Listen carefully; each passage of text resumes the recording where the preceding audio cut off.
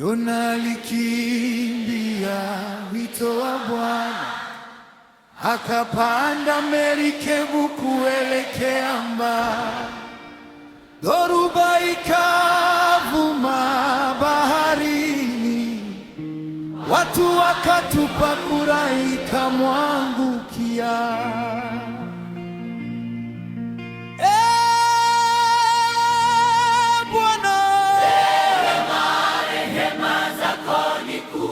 Hata ndani ya tumbo la samaki, hata ndani ya tumbo la samaki, Yona alipiga kelele za maombi. Yona alipiga kelele za maombi.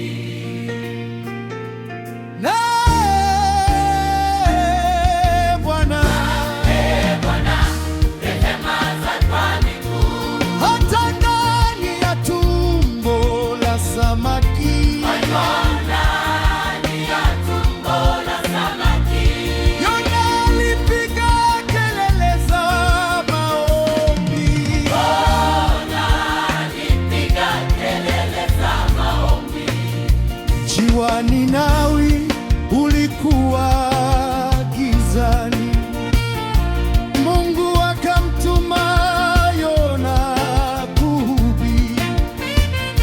Alipozungumza watu wakatubu, rehema ya Bwana iko na sisi.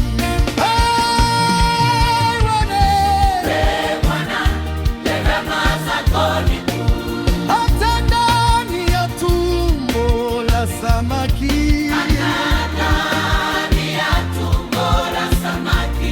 Yona alipiga kelele za maombi, na ukamsikia ukamwokoa.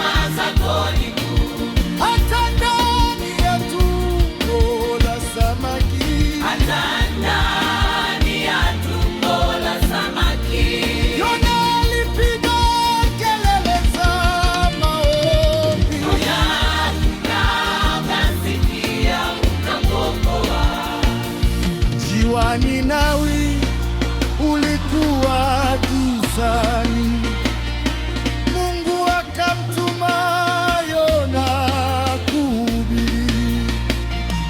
Alipozungumza watu wakatubu, rehema ya Bwana